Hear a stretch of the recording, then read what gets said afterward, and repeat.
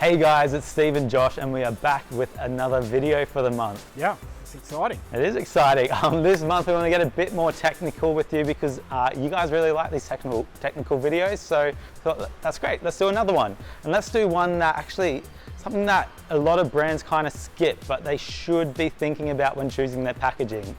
Of course, it's great when you're choosing your packaging, aesthetically, choosing it, or you think it looks nice, but there's one key component that a lot of people forget is, does that product work well with the plastic you're choosing? Okay, and one of these big importance that we're going to get into in this video is all about pH levels. A pH level ranges from 0 to 14.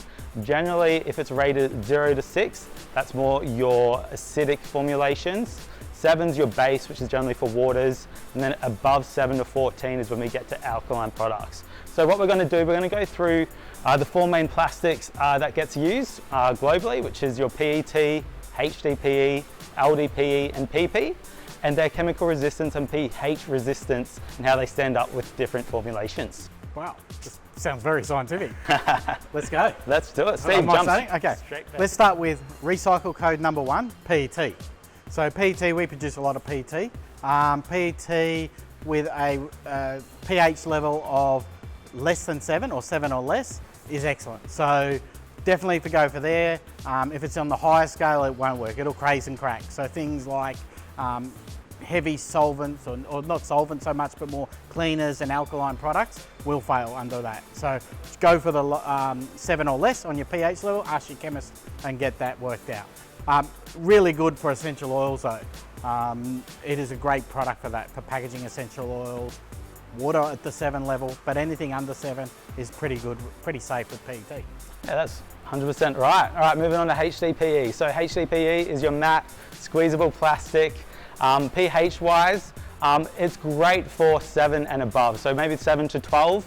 Not good like PET is with your acidics, because what can happen if you put anything that's heavy with like your lemon myrtles or high in those essential oils, what can happen with your HDPE bottle is that it can actually discolor and it can suck in.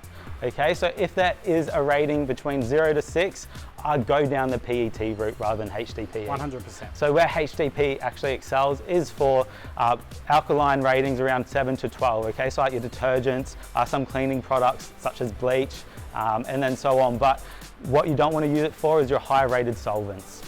Yeah, mineral terps, kerosene, things like that, stay away from HDPE as such, probably, and go more into PET because it will suit better. Yeah, and to follow up on that one, LDPE, which is another rated number 4 in your plastics, is quite similar to HDPE because they're both polyethylenes. LDPE is a low density polyethylene, which essentially means it's a more flexible polyethylene, but will be similar ratings to the HDPE and what you can and can't use.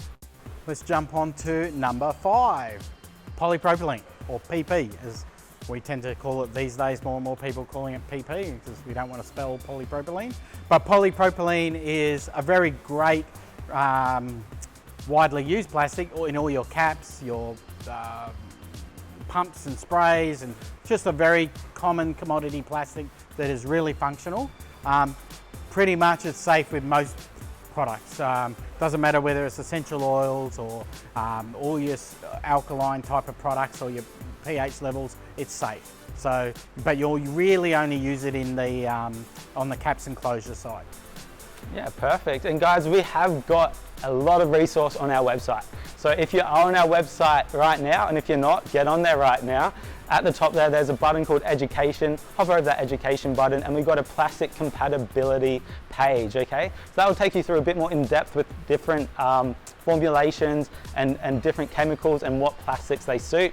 Obviously, we always recommend to do your own stability because your formulation and concentration can be very different. So number 1 rule is do stability.